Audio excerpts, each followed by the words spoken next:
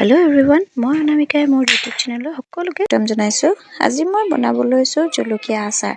প্ৰথমতে মই সৰিয়হখিনি এনেকৈ ধুই পিনে ভিনেগাৰত 10 মিনিট কাৰণে তিয়াই থলো। তাৰ পিছত জলকীয়াখিনি কাটি লওঁ আৰু আপোনালোককো এনেদৰে দেখুৱাই যাম। তাৰ পিছত মোৰ জলকীয়াখিনি কাটি হৈ গ'ল। গোটেই জলকীয়াখিনি নাই কটা, মই আধাহে কাটিছো কিয়নো মই প্ৰথমবাৰৰ বাবে জলকীয়া আচাৰ বনাব লৈছো। তাৰ পিছত মই এনেকৈ তেজপাত, শুকান জলকীয়া, পাঁচফোৰণ, তাৰ পিছত মেথি গুটি কেইটামান, চফ কেইটামান এনেকৈ দি ভাজি লৈছো আৰু লগতে জিৰাও দিছো দেই। তাৰ পিছত তিয়াই থোৱা সৰিয়হখিনি মই এনেকৈ মিক্সাৰত গ্ৰাইণ্ড কৰি ল'ম।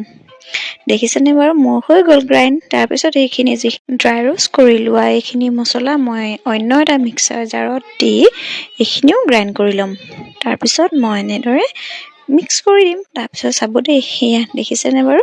আপোনালোকে বাৰু প্ৰথম কি আচাৰ বনাইছিল মোক কমেণ্ট কৰিবলৈ নাপাহৰিব দেই। মছলাখিনি মোৰ গ্ৰাইণ্ড কৰা হৈ গ'ল। তাৰপিছত মই আপোনালোকক খুলি দেখুৱাই দিছো। দেখিছেনে পাউডাৰ নিচিনা হৈ গ'ল। তাৰপিছত কাটি লোৱা জলকীয়াখিনিত মই গোটেই মছলাখিনি দি দিছো। তাৰপিছত তাত ৰঙা জলকীয়া গুড়ি, তাৰপিছত হালধি আৰু সোৱাদ অনুসৰি নিমখ দি দিছো। তাৰপিছত দি দিছো মই গ্ৰাইণ্ড কৰি লোৱা সৰিয়হখিনি। দেখিছেনে বাৰু।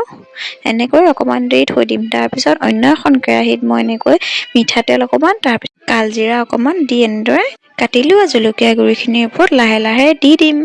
তাৰপিছত দেখিলেনে সম্পূৰ্ণ কালজিৰা আৰু মিঠাতেলৰ খিনি দি দিলো। তাৰপিছত এনেদৰে গোটেইখিনি সানি ল'ম। সানি লৈ তেলখিনি ঠাণ্ডা হোৱালৈ মই এনেকৈ মিক্স কৰি থৈ দিম। তাৰপিছত কিছু সময়ৰ পিছত যেতিয়া ঠাণ্ডা হ'ব, তাৰপিছত এনেদৰে প্লাষ্টিকৰ বটলত নতুবা চিচাৰ বটলত ভৰাই আপোনালোকে লগেও খাওঁ বুলি ক'লে খাব পাৰে আৰু দুদিনৰ পিছত খাওঁ বুলি ক'লেও খাব পাৰি।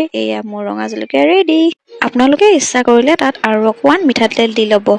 আজিৰ আচাৰটো কেনেকুৱা লাগিলে জনাব নাপাহৰিব।